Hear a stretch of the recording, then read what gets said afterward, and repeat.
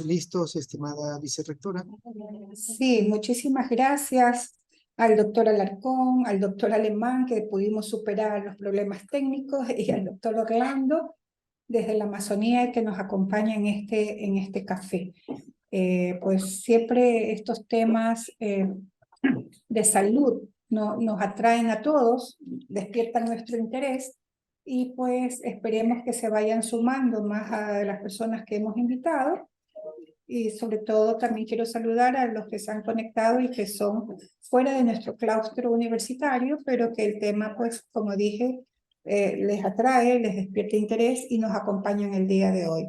Muchísimas gracias a nuestros panelistas, a nuestros doctores y al doctor Cañizares por conducir este café científico de hoy. Gracias. Perfecto, gracias, estimada vicerrectora.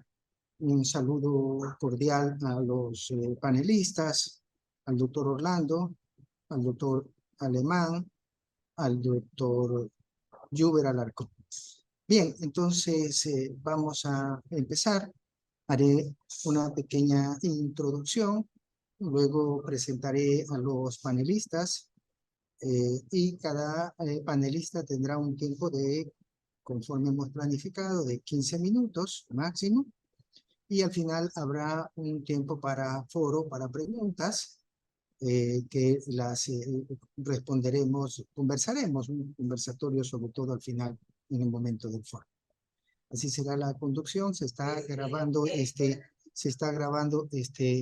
evento y esperemos que se sigan uniendo más personas. Saludamos a todos los asistentes. Había un interés de esto, como había dicho, en colegas de Quito, de la Amazonía, conforme nos había dicho el doctor Orlando. Bien, entonces solo quiero señalar que el Café Científico de la Universidad Católica es un evento académico, científico, que pretende poner ante la opinión pública, ante los técnicos, ante los profesionales, ante la ciudadanía, aquellos eventos en el área de la salud, en este caso, que son de alto interés ciudadano y que pretende compartir en una mesa de diálogo con diferentes expertos en el área a fin de poder proveer la información actualizada respecto a la problemática que se está tratando, ¿no? Respecto a la leptospirosis, quiero señalar que vivimos tiempos complejos, el tema del cambio climático que va a influir directamente en el comportamiento de las enfermedades, el tema de la globalización que hace que, y el COVID nos puso muy claramente al día respecto a la influencia de la globalización, cuando un evento que está ocurriendo en un lugar del mundo realmente en poco tiempo puede estar siendo trasladado a otro sector, a otra parte del mundo.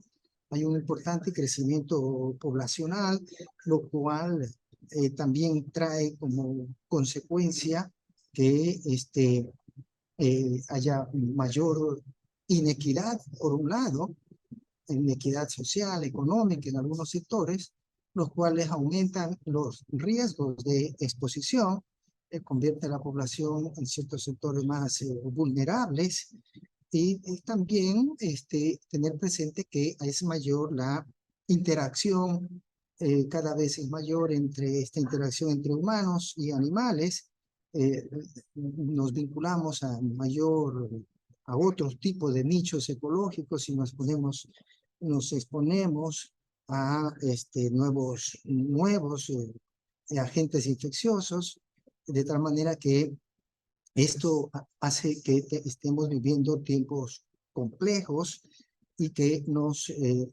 obliga a nosotros que estemos usando permanentemente la ciencia, la investigación, la técnica, para evaluar, entender los problemas que se van presentando y con el objetivo de buscar soluciones, ¿verdad?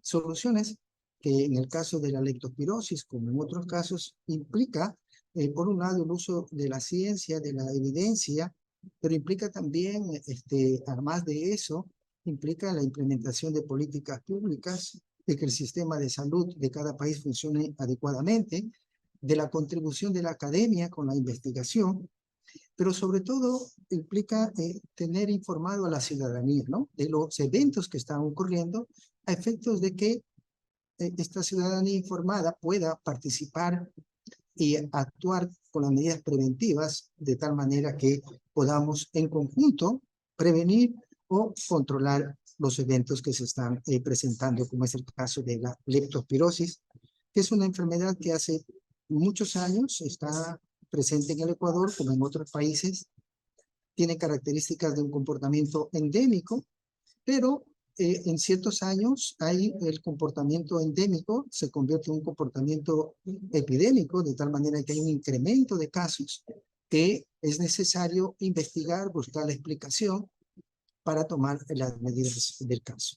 En esta ocasión sabemos lo que ha estado ocurriendo en el Ecuador, en Durán especialmente, pero no es un evento aislado, hay una historia atrás, hay unos eventos anteriores que hay que analizarlos y estudiarlos. Bien, dicho eso, entonces voy a presentar el primer expositor, es el doctor Alberto Orlando Narváez, quien se encuentra ahorita haciendo actividades técnicas de la institución donde trabaja. Y quiero agradecer al doctor Orlando, al instituto, al INSPI.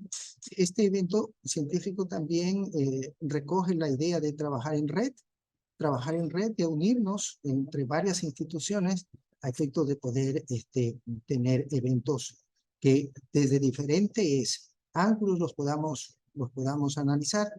Aquí se pone en práctica muy bien el enfoque Una Salud, en donde está claramente demostrada esta vinculación entre salud animal, salud de los humanos y salud medioambiental.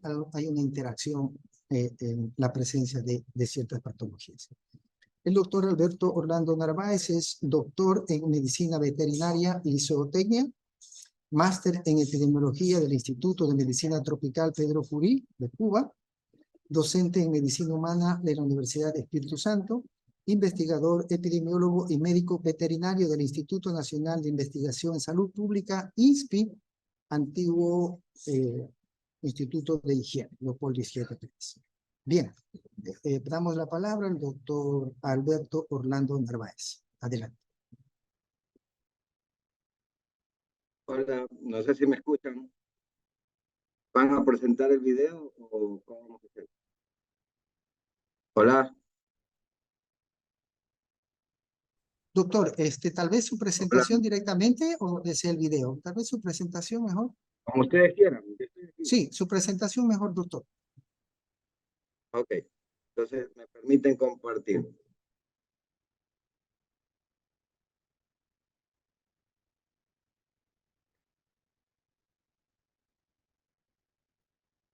Ok, muchísimas gracias. Bueno, ya me presentó, así que lo que les vengo a presentar son el resultado de algunos años de estar siguiendo, por así decirlo, algunas especies involucradas y análisis de resultados obtenidos frente a muestras serológicas, pruebas como IgG, IgM y MAT. Lo he titulado Leptospira diversidad de serovariedades circulantes en la zona costera del Ecuador. Ya indicamos, leptospirosis es una enfermedad endémica en muchos países, es de distribución mundial. Todos los años se reportan alrededor de 500.000 casos. De estos, más o menos del 10 al 15% tienen un desenlace fatal. Pacientes que mueren. Guayaquil ya lo vivió y lo vivimos hace algunos días. Es bastante resistente a temperaturas recién llegan a perderse o realmente a morir superior a los 50 grados centígrados. Y hay importante establecer, existen 21 especies. De estas 21 especies se desprenden un número importante de serogrupos y de estos serogrupos serovariedades. Hay que tenerlos muy claro. Ya lo indicó el doctor, esta enfermedad es descubierta por el doctor Hideo Noguchi a inicios de siglo. No me voy a detener. ¿Qué se dedica la literatura? La literatura habla de la leptospira y siempre observamos al roedor. Hoy yo vengo un poco como defensor del roedor. No sé si está bien dicho, pero realmente el roedor es el problema, porque él a través de su orina, donde prácticamente es alrededor de 1 ml lo que un roedor colecta y llega a contaminar. Asimismo, con diferentes ciclos y en diferentes ambientes contamina. No me voy a detener en la parte clínica, porque creo que mis colegas que van a participar acá lo van a explicar mucho más. Solamente tengo que recordar que la leptospira se caracteriza por ser sindrómica, tanto en humanos y en animales. Hay síndromes especializados para cada una de ellas. La parte serovariedad. Muchas veces al observar nosotros la serovariedad, básicamente relata una estructura dentro de su membrana que le diga su capacidad para adaptarse o se adaptó frente a alguna especie determinada. Tengo que resaltar eso de ahí.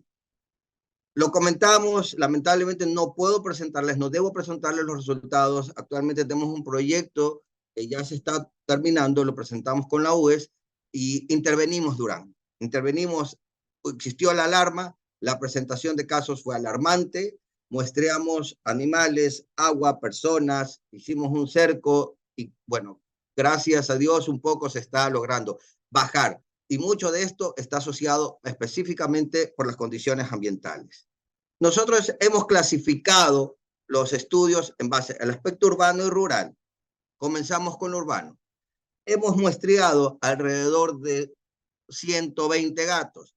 Gatos que aquí vamos a ver las prevalencias, porque tengo gatos con frecuencias, con una sintomatología clínica y gatos recogidos. Entonces, que la prevalencia van a ver entre 50 hasta 80%. Es decir, que puedo indicar de cada 10 gatos que están libremente, 5 presentaron anticuerpos posinfecciosos. ¿Y por qué voy a decir posinfeccioso? Los animales es verdad que tienen una vacunación. Y dependencia del biológico, hay ciertos biológicos que indican que tenemos para 4 o 5 serovariedades, que son un poco los que yo más creo. Hay otros productos que hablan de especies, yo lo pongo en cuestión. Pero esto es lo que presentamos. SEC-ROE, la que más presentaron, no vacunable. Importante establecer eso. SARS-CoV-2, no vacunable. Gripotifosa, no lo sé. Habríamos que evaluar realmente. Y en un cuarto lugar, la interhemorragiae. Esta sí que es vacunable y que comúnmente está asociada con la rata. Vamos entendiendo por qué yo vengo ahorita defendiendo a la rata. Lo hicimos en perros, 350, 380 perros. Asimismo, perros con sintomatología clínica y perros escogidos aleatoriamente en centros de rescate. La serovariedad que más identificamos, pomona. Serovariedad identificada con cerdos y con bovinos. Comúnmente por ahí vino. Segundo, de la Batavia de Schwartz. No está identificada casi con especies. No se la relaciona con especies. No es vacunable. Tercer lugar, Sinopteri. Cuarto lugar, Copenhague. Y en quinto lugar, Icterhemorragiae. Una vez más, la rata no está liderando por ahí. Ahora voy a las ratas. Me acuerdo tanto al doctor Alemán cuando nos tuvimos una conversación, que le digo, llevo 3 años capturando ratas y sigo capturando ratas. Ya llevamos alrededor de 400 ratas capturando y estamos evaluando muchas cosas. Una de esas es la leptospira. La leptospira, ¿qué fue lo que encontramos? La más presente es la Sarcobain. Segundo, la pomona. Al hablar de Sarcobain y que se relaciona, pero quiero decir que no viene prácticamente de ella. Es importante establecer eso. Es una capacidad de adaptarse, pero proviene probablemente o propio del ambiente o de otras especies. Continúo. El total, ¿qué es lo que encontramos en el total del sector urbano? Liderando la pomona.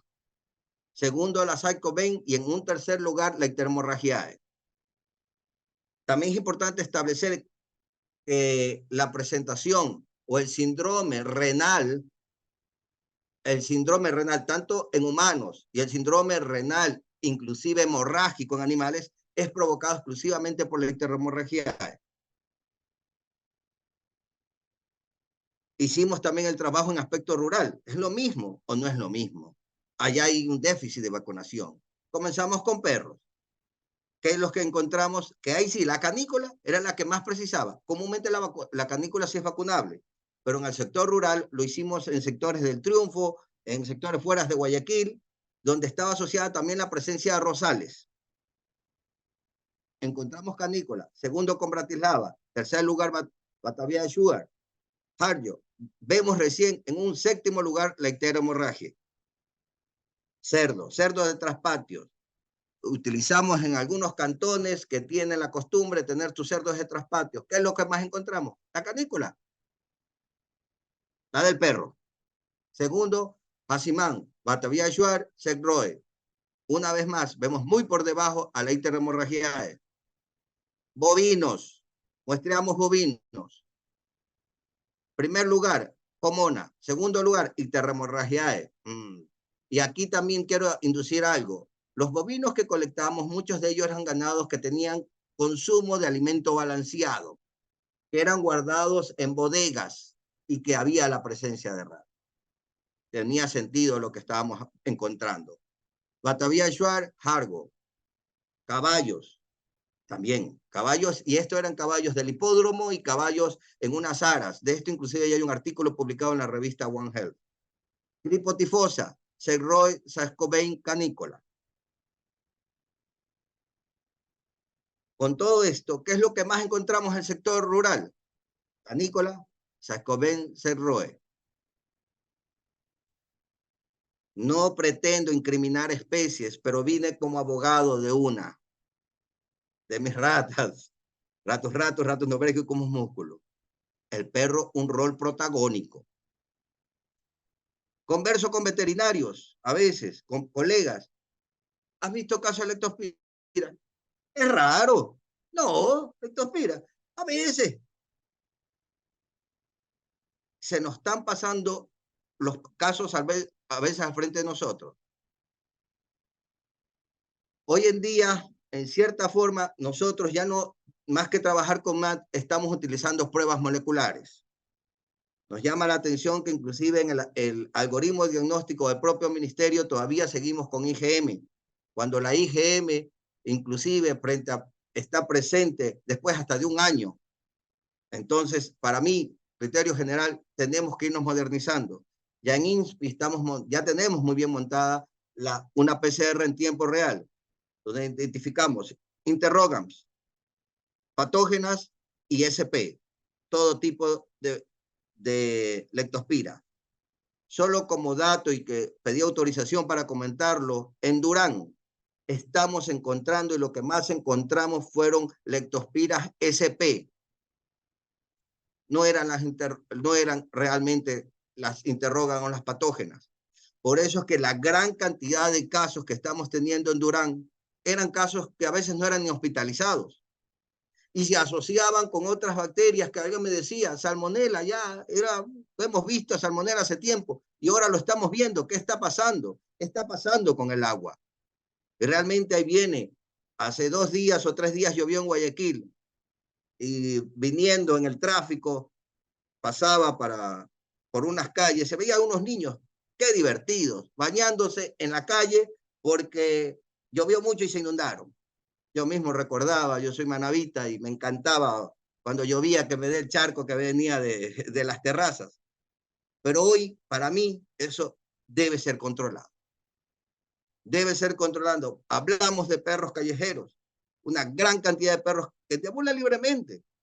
Hablamos, capaz de las ratas, no lo sé. Habríamos que evaluar todo eso. Por razón del tiempo voy terminando.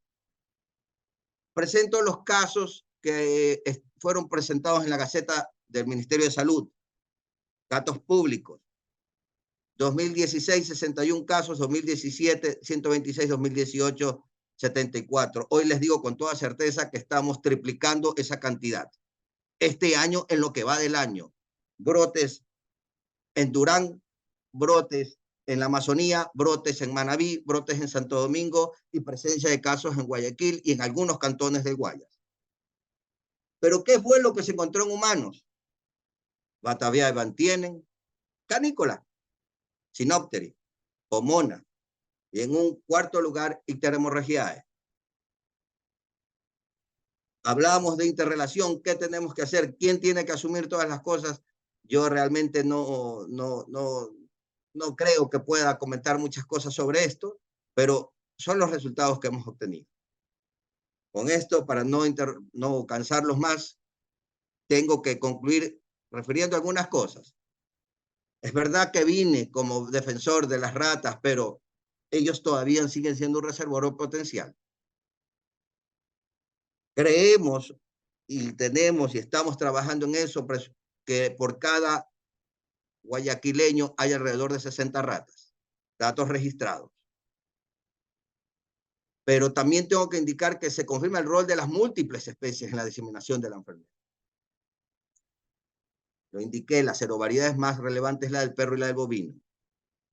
Y lo más importante, y es lo que estamos haciendo ahora, este es el motivo, como la doctora María Belén está cerca mío y estoy en una comunidad. Este trabajo tiene que ser integrado. Como clínicos, pues nada, solo lo que hago es resolver el caso, si es que lo puedo resolver y cómo lo resuelvo con las herramientas que tengo, pero se me sigue ingresando casos. La comunidad se alarma.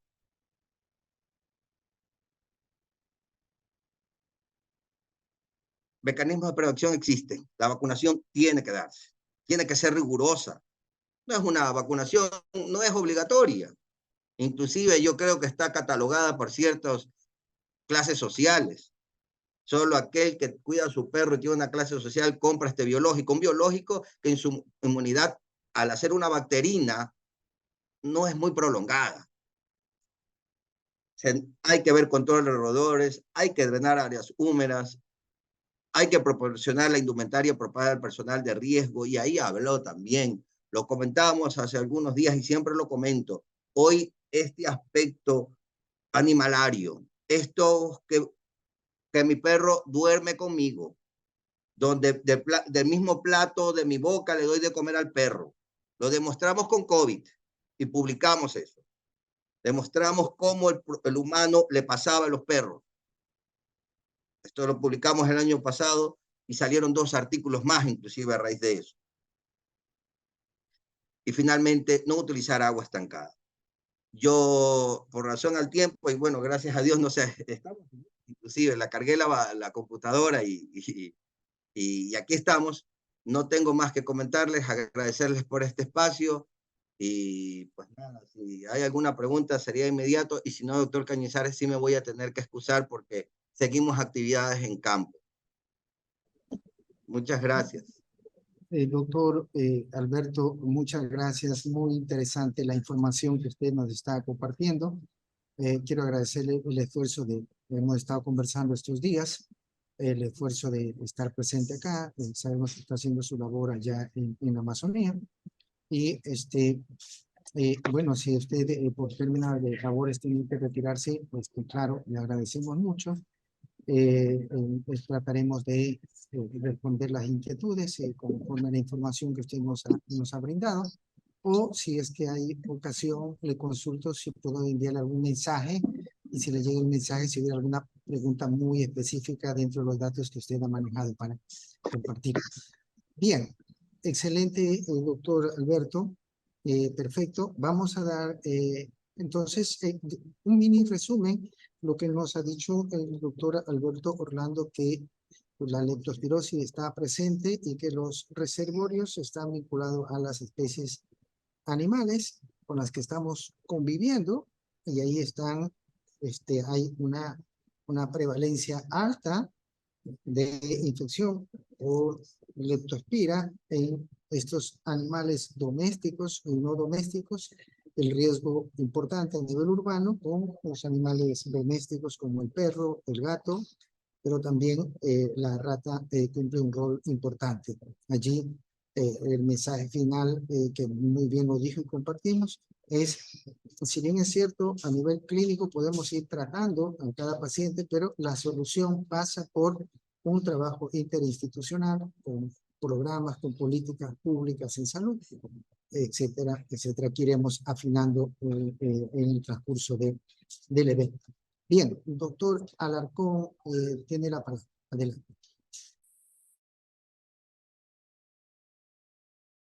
el doctor Alarcón, me olvidaba presentarlo.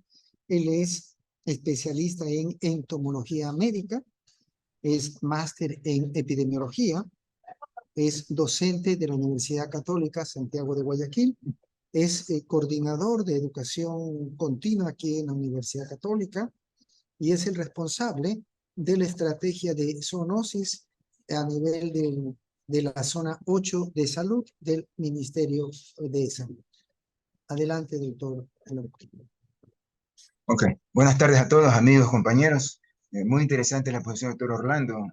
Veo que, sabiendo que son los reservorios animales, pero parece que hay una duda, se puede decir, en que sea el roedor el principal reservorio transmisor actualmente. Veo que hay otras 0 variedades que están circulando, no comunes y no presentes en las vacunaciones de los animales. En un caso particular voy a hacer una revisión clínica, está un poco extensa, lo voy a tratar de reducir un poco por el tiempo, sobre los aspectos clínicos del asunto de la transmisión de la leptospirosis en los animales, la etiología, etiopatogenia, la patogenia como tal y también otros aspectos relacionados a los grupos importantes de transmisión. Así. Puede pasarla nomás. Algo de historia, ¿no? Para recordar, leptospirosis canina, que es llamada enfermedad de Stuber en los humanos, enfermedad de Weber, enfermedad de Stuber en los animales y de Weber en los humanos. En este caso, hay 2 variedades que son la canícula y la intrahemorrágica. La canícula es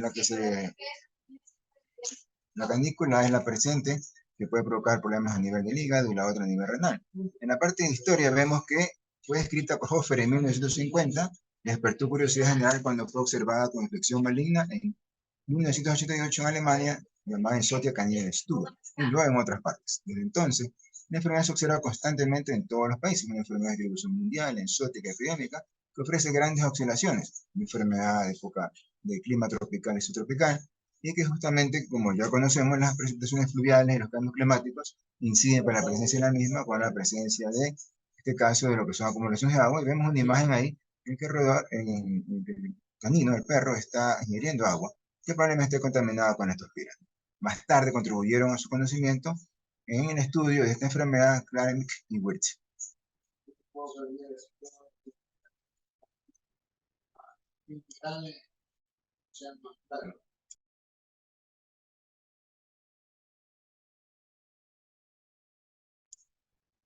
La leptospirosis es una enfermedad sistémica caracterizada por fiebre, insuficiencia hepática y renal. Es una enfermedad, como el doctor Orlando, sindrómica, que produce algunos problemas. Va a haber una fase, dentro de su clasificación, va a haber una fase que es aguda, una fase crónica, hay una fase sobreaguda también, y hay una fase también asintomática, ¿no? Una fase asintomática en la cual no se detecta la presencia de la enfermedad. Hay manifestaciones pulmonares, falla reproductiva, como los síntomas generales de esta enfermedad. Los signos clínicos son diversos y pueden variar de una enfermedad segura y leve hasta una enfermedad severa, la cual puede producir muerte. La leptospirosis también puede presentarse de manera simple, como muchas enfermedades febriles, y que puede también a nivel humano puede confundirse en las fases iniciales, sobre todo en el estado febril, y con otras manifestaciones, con un dengue y con otras enfermedades hemorrágicas virales, de acuerdo a la Organización Mundial de la Salud en el año 2003. Preincubación. La incubación puede variar dependiendo que si es por canícula o por hemorrágica. La una puede durar hasta 7 días y puede encontrarse, dice la leptospira, durante mucho tiempo después, de 14 años. En este caso puede ser corto, de pocos días de evolución hasta aproximadamente 20 días, dependiendo de la dosis infectante, la cepa y la respuesta inmune del huésped. Es importante tomar en consideración eso, la dosis infectante, la cepa y la respuesta inmune del huésped. Luego de la penetración, los organismos se replican en sangre tan temprano como un día luego de la entrada al espacio vascular sanguíneo. Se inicia así la fase leptospirémica, la cual dura pocos días, implicando la replicación de la bacteria y el daño endotelial.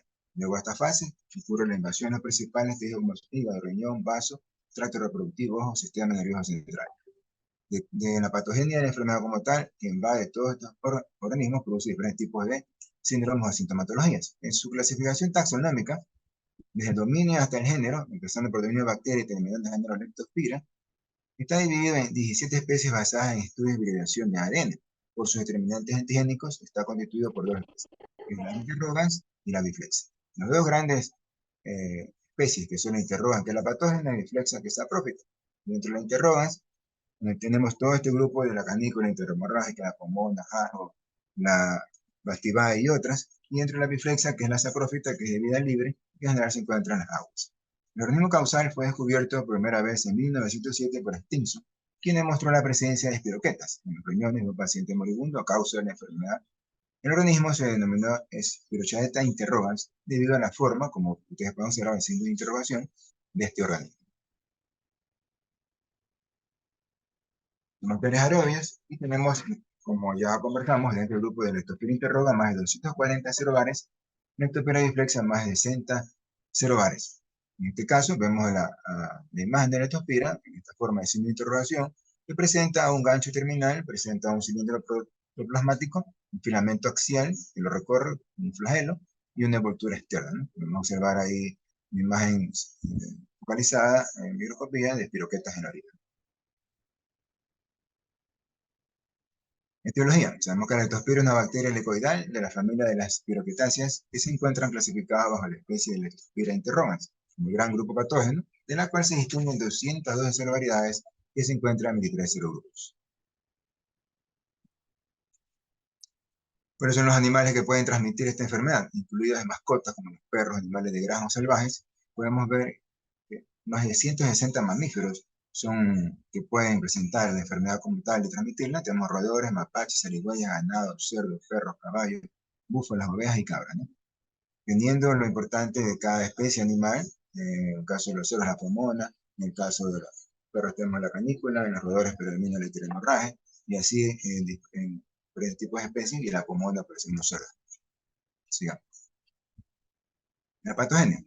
Sabemos que las leptospiras penetran al organismo y tiene que haber una herida, una lesión, una abrasión en la piel, ¿no? Y penetra a través de la mucosa oral, conjuntival, nasal o genital, básicamente a través de esas vías de penetración, y como les expliqué, con la piel con laceraciones o reemblandecidas por lo menos. Y se mantienen ellas en los túbulos renales. También hay otros mecanismos de transmisión a través por vía inhalatoria. La secuencia de eventos luego de la infección depende de la virulencia, el serovar infectante y el número de bacterias que infectaron al huésped y la respuesta inmune. Para que se pueda dar este síndrome, esta enfermedad sindrómica, ya que afecta, como vemos, que afecta al hígado, vaso, el riñón y meninges, produciendo diferentes tipos de problemas, tiene que darse esta conjunción como tal, o complementariedad entre la virulencia, el serovar infectante. Ya vimos que en la conferencia anterior los serovares circulantes difieren un poco quizás lo que uno estaba esperando, ¿no? Más bien a nivel rural se presenta lo que uno espera a nivel de la ciudad, según lo que entiendo, y hay unas nuevas variedades circulantes que están adaptadas, dice, los roedores. Previas exposiciones naturalmente o para vacunaciones al mismo serovar provoca algún grado de inmunidad. Varios factores de virulencia se han identificado como los liposocáridos. Y esos factores de virulencia, tenemos los liposocáridos, las hemolicinas, las proteínas de la membrana externa y otras proteínas de superficie como las moléculas de adhesión. Son los factores de virulencia que influyen para la presencia o la secuencia de estos eventos que se desencadenan por la presencia de leptospira. Estoy en riesgo. ¿Cuáles son las personas que están en riesgo? Vimos los animales que están propensos a llevar, en este caso, la leptospira y transmitirla, y las personas que están en riesgo, conociendo que se distribuye tanto a nivel urbano como rural en países en desarrollo, y también en lo que se refiere a asuntos recreacionales, también la agua puede estar contaminada. Siempre hay un riesgo de infección para las personas que tengan contacto con animales infectados, o con tierra o agua en donde las bacterias estén presentes. Las personas que trabajan en exteriores o con animales pueden tener un mayor riesgo de infección.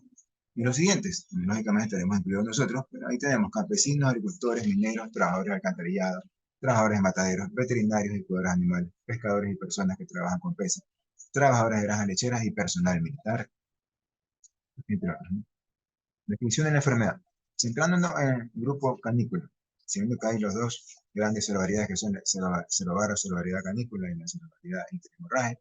Nuestra enfermedad canícula, la cual es expulsar la orina de los caninos, y se contagia al ponerse en contacto con las mucosas o heridas cutáneas. Vimos en su momento que podría mucosa oral, conjuntival, y en este caso por lesiones, heridas superficiales cutáneas se puede contaminar, o también cuando humean en puntos ensuciados con tales orinas y que por esta última suele darse contagio. En los animales, la transmisión interespecífica se produce por el olfateo, el jugueteo o el corteo de los animales. Y un mecanismo de transmisión, el olfateo, jugueteo o corteo de los animales, se va a producir la transmisión interespecífica entre ellos y también de los animales a los ¿Cuáles son los signos clínicos? Hay una variedad de signos clínicos dependiendo si lo clasificamos por la cerebralidad, la leptospira canícula hemorrágica, con sus tiempos de evolución.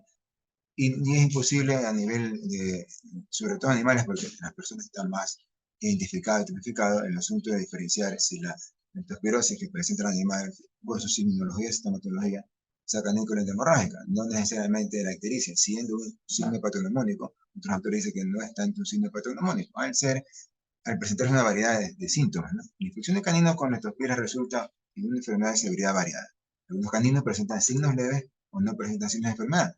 Es el momento donde hay la fase asintomática. La fase asintomática y la fase sintomática, o la fase anestérica y la fase histérica. Mientras que otros desarrollan enfermedad pulmonar, hepática y renal severa o muerte. Llega la leptospira canícula a tener un 50% de mortalidad, y teniendo entre la canícula hemorrágica la mayor presentación de la canícula, un 75% en los animales y 25% de la hemorragia. Los síntomas más comunes son fiebre, inapetencia, vómitos, dolor abdominal, diarrea, poliurapuridicia, mialgia, dolor de cabeza, hematuria, falla reproductiva, falla hepática renal y hemorragia pulmonar. Forma subaguda se manifiesta por una leptospirulia masiva, fiebre 39.5 grados centígrados, temblores, un estado de shock y muerte, sobreviven alteraciones digestivas, vómito, deshidratación, rápido colapso cardiovascular y sangrado. Los animales mueren antes que se desarrolle la enfermedad, y en los últimos años se han reportado casos del síndrome de hemorragia pulmonar en caninos similar a los producidos en humanos. En las formas menos graves, en su momento estábamos conversando de las presentaciones en su forma aguda, subaguda o forma subaguda, ¿no? o en la fase sintomática también, que probablemente en la fase sintomática es porque ya la leptospira ya está en el riñón y no se puede detectar así, de una manera rápida. La enfermedad se caracteriza, en este caso, de aguda, por fiebre, anorexia, vómitos, diarrea, dolores musculares, hiperesplenismo, deshidratación y hemorragia. Las infecciones subclínicas en perros por celobares patogénicos ocurren más frecuentemente que en la enfermedad clínica. Por ende, conocemos que es una enfermedad que se puede desarrollar de una manera exótica, epidémica, un brotes epidémicos como se han suscitado actualmente, y vemos que hay diferentes partes del Ecuador, como vimos hace un momento entre Durango y Guayaquil, y está también Manabí, Santo Domingo y el Oriente. Es importante conocer entonces cuáles son los celulares prevalentes. Estamos revisando los síntomas generales y vemos imágenes en la que se presentan, ¿no? La ictericia a nivel de mucosa conjuntival, vemos la pérdida de peso también, que es un signo importante, el letargo, el decaimiento, la raza sanguinolenta, que a veces al comienzo puede ser mucosa blanquecina, y luego dicen, hablando de la leptospira canícula, que también presenta esta diarrea oscura como taza de café de la forma, o también la intrahemorrágica con una franca hemorragia, hemorrágica. Los síntomas generales tenemos fiebre alta, que puede disminuir, gastroenteritis, que sería una febrícula, una aparición así repentina, gastroenteritis con vómitos de diarrea, que pueden contener sangre, ictericia, coloración amarillenta, que al principio es un poco pálida y luego se hace un amarillo más intenso, que es lo que demuestra la alteración del hígado por obstrucción de los folículos biliares, ¿no? Orina oscura, deshidratación, congestión de las mucosas, letargo, cansancio, insuficiencia renal aguda, y en último lugar posiblemente la muerte del animal. El curso de la enfermedad varía dependiendo de la edad y la respuesta inmune del individuo. La serovariedad involucrada, el serovar involucrado y la virulencia de la cepa, entre otros factores, es parte integrante de lo que es el diagnóstico clínico como tal, y debido a las diferencias clínicas de la enfermedad, es conveniente describir por separado la signología producida por la serovariedad canícula, considerada no intrahemorrágica, e intrahemorrágica que es icterogénica, ¿no? Entonces tenemos serovariedad canícula, que es la considerada no icterogénica, y la icterahemorrágica, que es la icterogénica, o sea, la que produce ictericia. Tenemos la patología de la osteoporosis, este es un cuadro amplio, pero vemos que se afecta en lo que se refiere al endotelio, al riñón, pulmón, las meninges, los músculos, el ojo y el hígado. En un momento, dentro de la etiopatogenia, y la patología como tal es el desarrollo de esta enfermedad, el ingreso de la leptospira y la invasión de diferentes órganos, produciendo hemorragias en el endotelio, daño vascular y vasculitis, en el hígado, común encontrada la ictericia con invasión de sinusoides y necrosis en el patio celular bucal, en el ojo que puede provocar uveitis, en los músculos la miositis, por eso hay debilidad muscular, hay costración, dificultad para levantarse.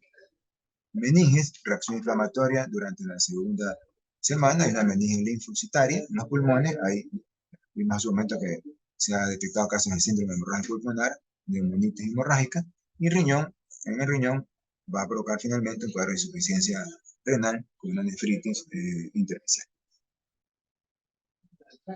Aquí ese es un cuadro que pasé anteriormente, que leptospirosis en las personas y en los perros no difiere mucho. Aquí está más resumido: el hígado ictericia, el riñón insuficiencia renal, endotelio, hemorragias por daño vascular y vasculitis, en el ojo uveitis, pulmón, en el cual es la meningitis hemorrágica, las meninges, una meningitis linfocitaria y los músculos, la miositis.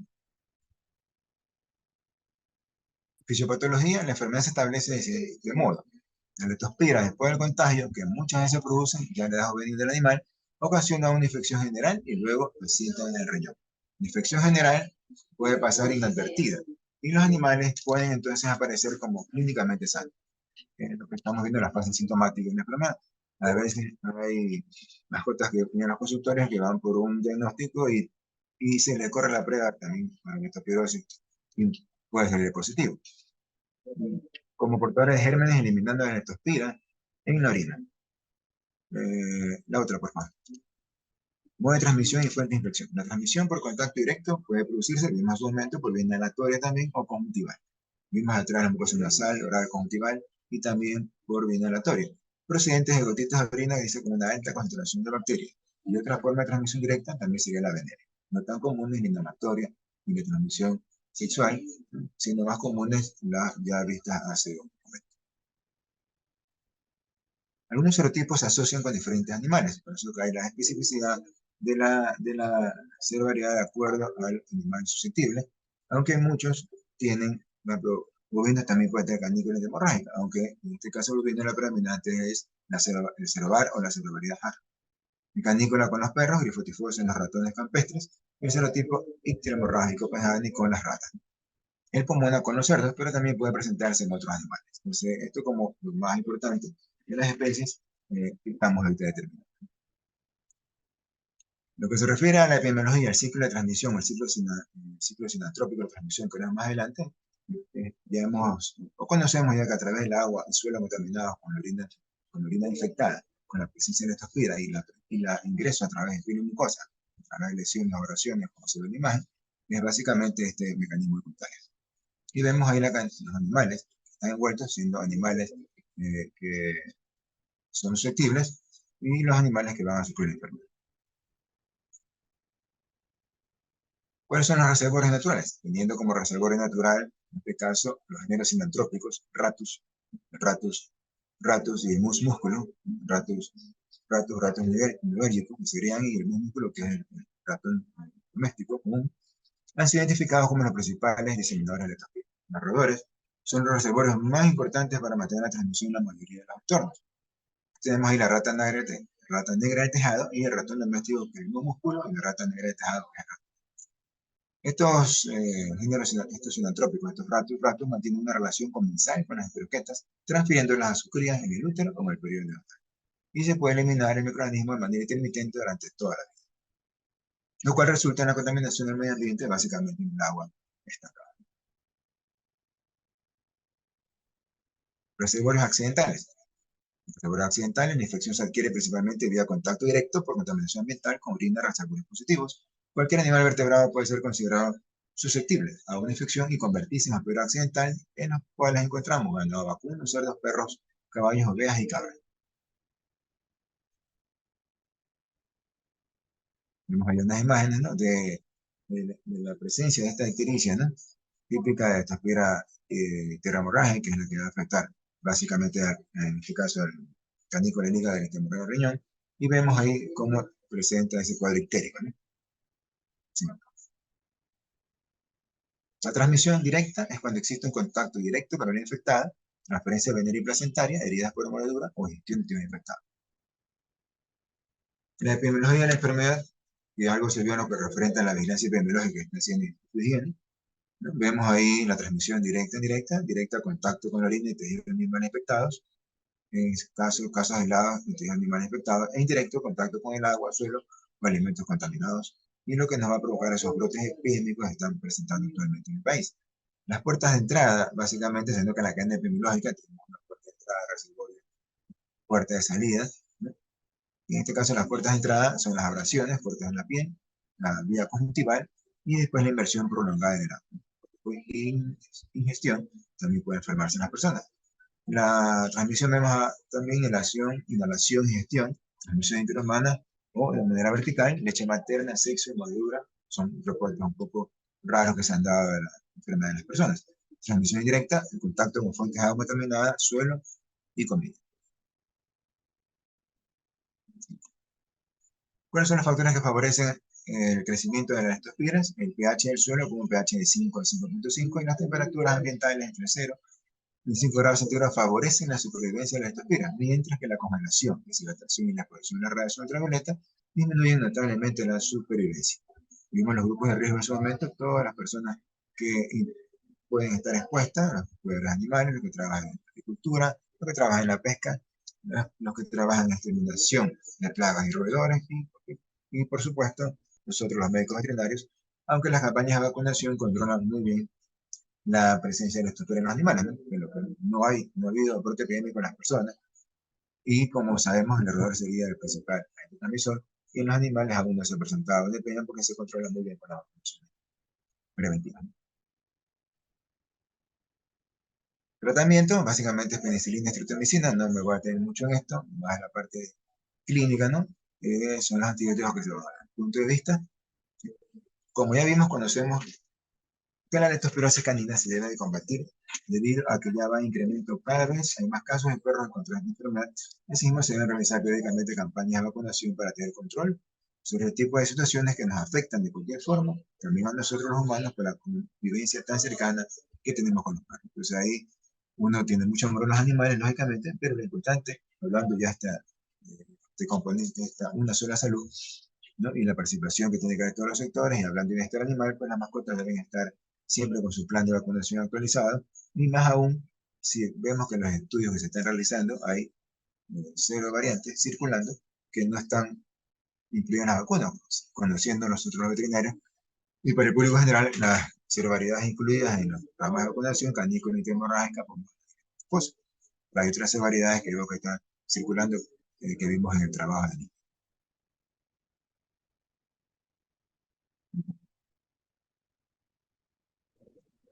¿Finalizaste? Sí, hasta ahí nos quedamos, sí, hasta ahí nos quedamos, ¿Sí? sí, gracias, sí. Perfecto, gracias. No voy a hacer un resumen con respecto al tiempo. Voy a pasar inmediatamente la palabra al doctor Washington Alemán, quien ya está listo. Bueno, conocen al doctor Washington Alemán. Él es especialista en enfermedades infecciosas, es máster en VIH-Sida, es docente en la Universidad de Espíritu Santo y permanentemente colabora con temas, con ponencias de temas de problemas infecciosos, temas de salud pública. Doctor Alemán, adelante. ¿Me escuchan bien, Ricardo? Sí, yo te escucho bien, Guacho. Ya. Adelante. Bueno, primero, buenas tardes. Felicitar a la universidad siempre por esta iniciativa. Agradecerles por la invitación. Creo que ha sido muy interesante poder compartir este espacio académico con prestigiosos entomólogos, médicos veterinarios con una amplia experiencia, y que siempre a los médicos clínicos, infectólogos, creo que es muy necesario tratar de mantener este tipo de reuniones, porque creo yo que el conocimiento entomológico que los médicos deben de conocer, ¿no, verdad?, es de suma importancia. Y probablemente creo que una de las debilidades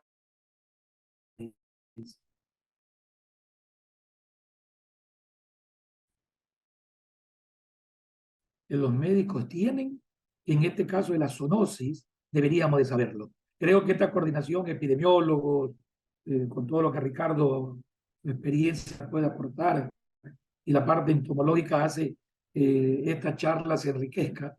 Y yo voy a tratar de ser lo más corto posible porque creo ya que se han tocado los principales temas a nivel veterinario, entomológico y zoonótico, y mucha epidemiología, sobre todo a nivel de los animales.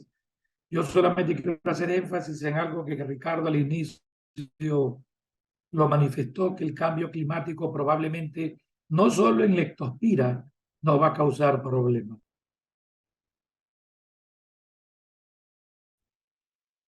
Probablemente todo lo que son enfermedades tropicales, distribución, presentaciones clínicas, y creo que es muy necesario el tratar de actualizar estos temas como lo que estamos haciendo en este momento. El próximo fenómeno del niño, todos estos cambios climáticos, creo yo que nos hace necesarios actualizarnos. Y la leptospira creo que es una de las enfermedades en donde la ayuda entomológica probablemente es fundamental para los clínicos. Creo que con lo que hemos escuchado ahora, ya tuve la suerte de estar en una reunión anterior con el doctor Orlando y la verdad que nos dejó muy gratamente enseñado, pero preocupado por todas estas nuevas aportes que nos hace, en donde la rata era la principal responsable, pero vemos ahora como el reto de animales, ¿no verdad? De diferentes tipos de animales también debemos de ponerlo dentro de la cadena de transmisión, ¿no? Entonces yo creo que la leptospira en un país como el nuestro, con este invierno que vamos pasando y con el que se viene, es una de las enfermedades que tenemos que tenerla muy en cuenta. Y aquí yo creo que el primer punto de sugerencia es que debemos de incluirla no como un estudio vertical, sino como un estudio horizontal de enfermedades invernales o de enfermedades relacionadas con estaciones lluviosas, en donde tanto las áreas urbanos marginales y rurales van a jugar un rol fundamental en lo que tiene que ver la transmisión. Creo que ya se habló mucho de la parte epidemiológica y también de la clasificación, no vamos a tocar mucho esto, pero sí creo yo que dentro de los diferentes modos de transmisiones, una de las cosas que estamos tratando de difundir o de conversar es que no veamos a las enfermedades tropicales de manera aislada o vertical. Tratemos de verla de manera sindrómica, tratemos de verla en conjunto, porque muchas de ellas, durante los primeros días de evolución en la parte humana, la sintomatología es muy parecida, ¿no? Y lo segundo es que aquí hay que tener cuidado, porque una cosa son cuadros virales, en donde lo único que hago es hidratar, y otra cosa son cuadros de leptospiremia o de leptospirosis, en donde su comportamiento es como una sepsis. Probablemente si yo no sospecho clínicamente y retardo los inicios terapéuticos en la sospecha de un paciente con probabilidad de leptospira, la posibilidad de complicaciones es muy alta. Por eso que es importante la sospecha clínica, saber que la parte epidemiológica, si tenemos leptospiras circulantes, para poder tener claro dentro de lo que es mi diagnóstico situacional. Este cuadrito que normalmente siempre nosotros se lo decimos a los médicos jóvenes, a los residentes y estudiantes, es para tratar de pensarlo como eventos sindrómicos, no para tratar de pensarlo solamente como leptospira, porque la leptospira puede enmarcarse en cualquiera de estos síndromes clínicos. Puede ir desde un síndrome febril autolimitado, ¿no verdad? Ser el síndrome febril hemorrágico más frecuente de causa no viral, pero también puede ser el síndrome febril interhemorrágico, que más frecuentemente vemos con alta tasa de mortalidad, ¿no? Y también hemos visto pacientes que se presentan con neumonías, ¿no? Con compromisos sistémicos, que probablemente nos hacen sospechar en neumonías bacterianas y menos frecuentemente con cuadros diarreicos. Creo que la sugerencia en este punto es que tratemos de ubicar a la leptospira dentro de cualquiera de estos síndromes clínicos y tratar de enmarcar al paciente dentro de lo que es un cuadro sindrómico, ¿no? Creo que tiene que quedar claro que gran parte de los pacientes con leptospira muchas veces son cuadros leves, autolimitados o asintomáticos. Y probablemente los cuadros clínicos, ya sean anistéricos o cuadros ictéricos, probablemente son los que tenemos que tener en cuenta. Estos son una serie de datos porcentuales de donde cuáles son los síntomas más frecuentes en la leptospirosis con cualquier cuadro febril, con cualquier cuadro tropical que se presenta en la región. Pero lo que sí tenemos que tener claro son las síndrome de Weil, en donde ya la complicación que el paciente tiene, ya sea a nivel renal sobre todo, hepática o pulmonar o sistémica, hace que el paciente con esta presentación clínica hace que su pronóstico y su manejo sea mucho más complicado. La idea es tratar de tener muy claro que durante la primera semana estos pacientes se comportan en gran manera, muy frecuentemente o asintomáticos o con leves síntomas o anictéricos, como síndromes febriles. Generalmente después de la semana, ¿verdad?, es que comienzan a presentar ya o comienzan a acentuarse sintomatologías como la ictericia, sintomatología como el dolor muscular, porque acordémonos que la leptospira es justamente una de las patologías que te produce una miopatía, una miositis, y eso es lo que probablemente nos lleva a hacer esta famosa diada que muchas veces los clínicos decimos con fiebre, con ictericia y con unos dolores musculares o fiebre hemorrágica. Entonces yo creo que la evaluación inicial del paciente, como todo paciente clínico con sospecha de sepsis, pasa por estratificar la gravedad. No es lo mismo tener un paciente leve, moderado o gravemente enfermo para poder tomar conductas. Sepamos que los laboratorios en leptospira probablemente para la parte aguda nos sirve muy poco. A los epidemiólogos, la seroprevalencia, para salud pública, probablemente tiene mucha importancia, pero en la parte clínica no tenemos muchos accesos a métodos moleculares, por lo tanto la sospecha clínica, que es la que probablemente debe de tratar de unirse con la parte epidemiológica para tratar de establecer si el paciente tiene o viene de algún sitio donde se reporten o se hayan reportado casos de leptospira, síndromes febriles ictéricos o icterohemorrágicos. Creo que dentro de lo que son el laboratorio básico, yo lo único que deseo es hacer énfasis en un estudio que es bueno, bonito y barato, ¿no? Como es el examen de los linfocitos atípicos circulantes o granulaciones tóxicas. Es un estudio que probablemente no está muy recomendado, incluso por muchas guías, pero que a nosotros nos ha servido de mucha importancia, porque la presencia de granulaciones tóxicas ante un cuadro trombocitopénico con leucocitos, fiebre y hemorragia o ictérico hemorrágico es altamente sospechoso de un cuadro séptico en donde yo tengo que indicarle antibióticos y en donde probablemente la leptospira forma parte de alguna de estas probabilidades clínicas. Este cuadrito es un cuadrito que lo hicimos acá cuando tuvimos el brote hace algunos años atrás, en donde en esa época todavía teníamos mucho paludismo, y en donde para tratar de ayudar a orientar a los médicos de atención primaria, agarrábamos como punto de partida la ictericia. El típico paciente con fiebre que aparece con ictericia.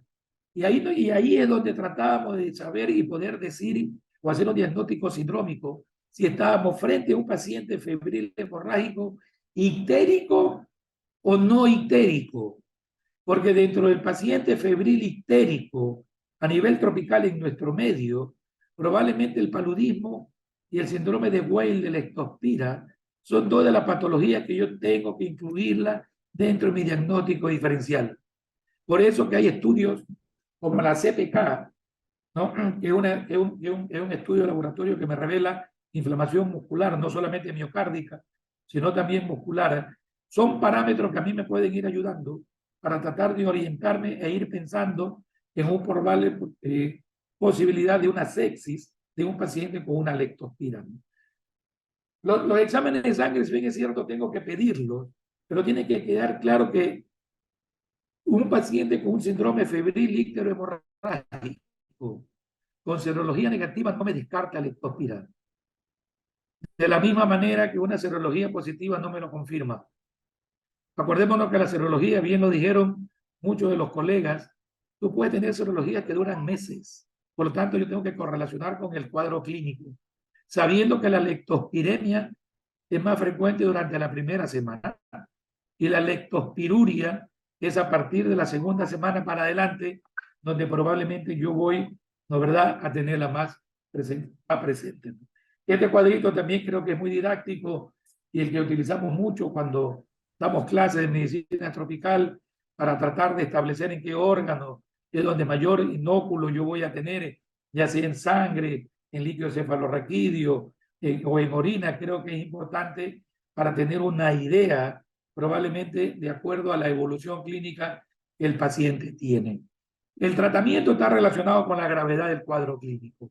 Si yo tengo un paciente gravemente enfermo con un Weil, son pacientes que tienen que internarse en unidades de terapias intensivas o tienen que ser hospitalizados para hacer tratamiento con drogas beta-lactámicas a la cabeza.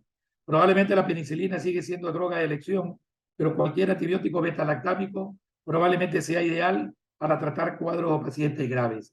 La tetraciclina es una droga que también nos ha servido de mucho, pero hay que tener muy en cuenta menores de 18 años y mujeres embarazadas.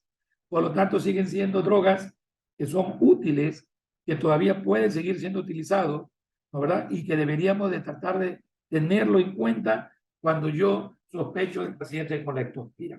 Bueno, he tratado de ser lo más corto posible en honor al tiempo y creo que más enriquecedor va a ser los comentarios o las preguntas que ustedes tengan. Muchas gracias, Ricardo. Excelente, Guacho, como siempre. Muy importante tu información. Vamos, yo también tendría algunas cosas que quisiera comentar. El tiempo siempre nos obliga a sintetizar. Así que preferimos pasar la palabra a si hubiera algunas consultas, opiniones. Vi por ahí un comentario del doctor Muñoz respecto al PCR que es útil en orina, creo que me parece importante por la persistencia. Pero bueno, voy a pasar a la etapa de consultas, preguntas, opiniones. Este es un espacio para intercambiar información. No se tiene la última palabra, pero es aquí donde podemos estandarizar, homogeneizar criterios. Así que vamos a dar unos espacios, unos 10 minutos, si alguien quisiera opinar, consultar, preguntar.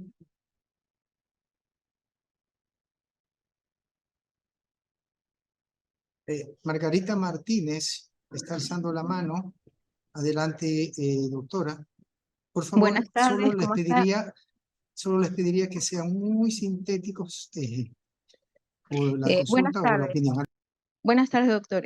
Yo soy médico veterinaria, trabajo en la zona rural, el cantón Pedro Carbo.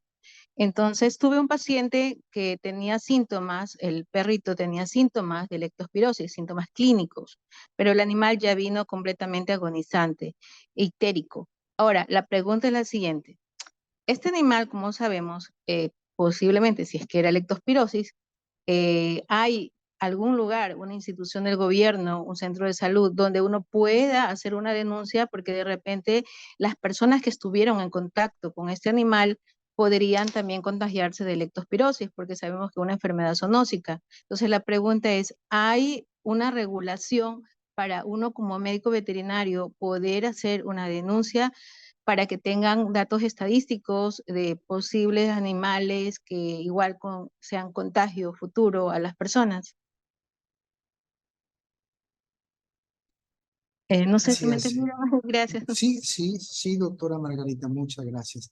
Tal vez, Juber, tú que estás en esta área, puedes darnos una respuesta. La pregunta es si hay algún lugar donde hacer la denuncia por la presencia de un perro con un probable diagnóstico o sospecha de leptospira. Sí, gracias.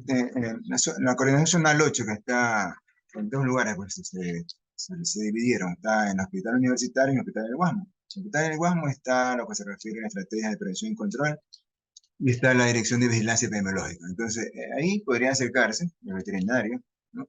Y comunicar, en este caso, la leptospirosis, que probablemente hay infección en los humanos y puede reportarlo, así como hay para lo que es reportar casos de rabia, ¿no? Y así mismo la estrategia de zoonosis, lo mismo se podría hacer con leptospirosis. Ahí lo interesante sería haber hecho el estudio en las personas con las que estuvieran en contacto con la mascota. Sí, probablemente su muerte fue por leptospirosis, ¿no?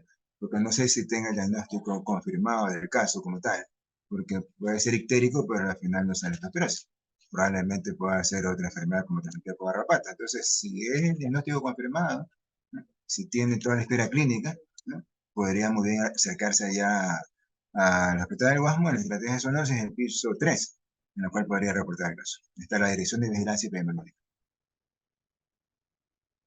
Sí, tal vez añadir que también debería reportar al distrito, ¿no? Del subcentro de salud donde está trabajando, al área de vigilancia epidemiológica, si está sospechando que el perro podría haber contagiado a personas, habría que hacer un estudio y eso lo tiene que hacer el área de vigilancia epidemiológica del distrito, o si no, el distrito tendría que pedir cooperación a nivel de la zona, ¿no?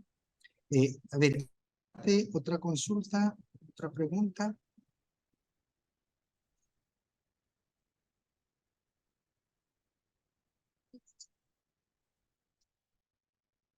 Bien, bueno, el chat vamos a dejarlo ahí unos minutos. Si hubiera alguna consulta en el chat, pónganla. Me comprometo a revisar esas consultas y buscarles respuesta. Si tuvieran bien, creo que este es un canal para intercambiar esta información. Bien, yo quisiera primero agradecer la participación de ustedes. No quisiera dejar de lado que algunas cosas que considero deben quedar en el resumen, ¿no?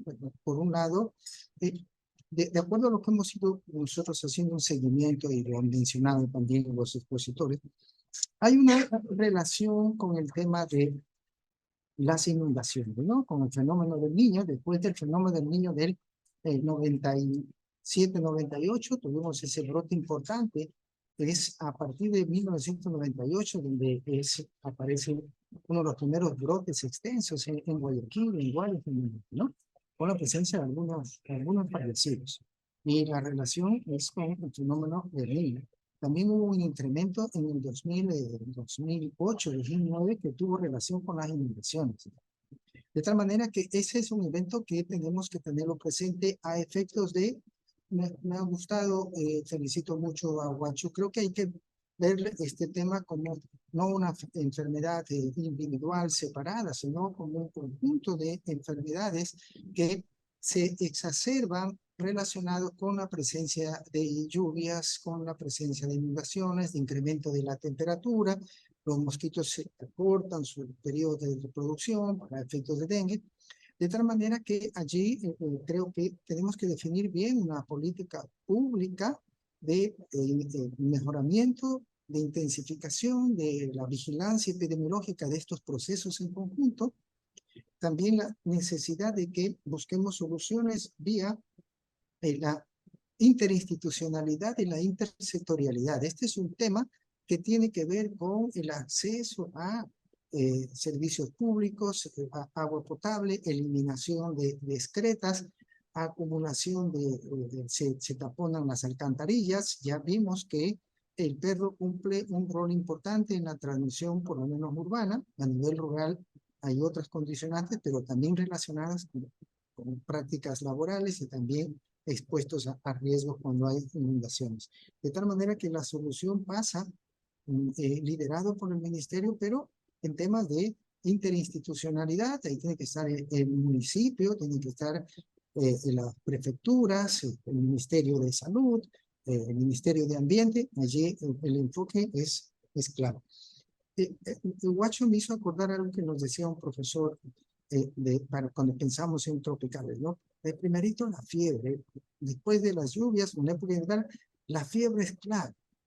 Después de los febriles vendrán los casos ya cuando detectemos lo de dengue, leptospira, malaria, etc. Vigilancia de la fiebre, y eso me lleva a que debemos fortalecer los sistemas de vigilancia epidemiológica, sistemas de vigilancia en animales, para detectar a tiempo. O sea, lo que siempre mencionamos es utópico pensar de que no podemos evitar que no hayan epidemias en un mundo como el que estamos viviendo, ¿no? Donde hay tanta inequidad, el cambio climático, etc. Pero lo que sí podemos es aspirar a que podamos detectar a tiempo las epidemias. Si las epidemias se detectan a tiempo, si se detectan cuando está empezando a subir, vamos a proteger más eficazmente a las personas y ahorramos una gran cantidad de poblaciones que se van a enfermar. Y eso lo detecta la vigilancia y la preparación del personal de salud y el trabajo en equipo interinstitucional. Bien, yo con esto quisiera cerrar. Le voy a dar paso a la economista Carmen Padilla, que nos tiene información adicional, sin dejar agradecer a los expositores que nos han dado importantísima información. El video va a estar a disposición de ustedes si quieren luego verificar alguna información que por el tiempo se pasó muy rápidamente, los protocolos de tratamiento, etcétera, etcétera. Economista Carmen Padilla. Muchísimas gracias, Ricardo.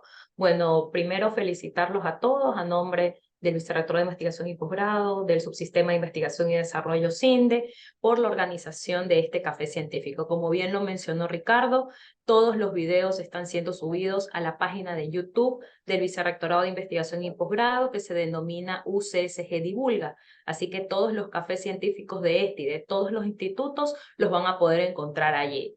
Es un gusto que todos nos hayan acompañado. Siempre se organizan estos cafés mensualmente y están a cargo de un instituto particular.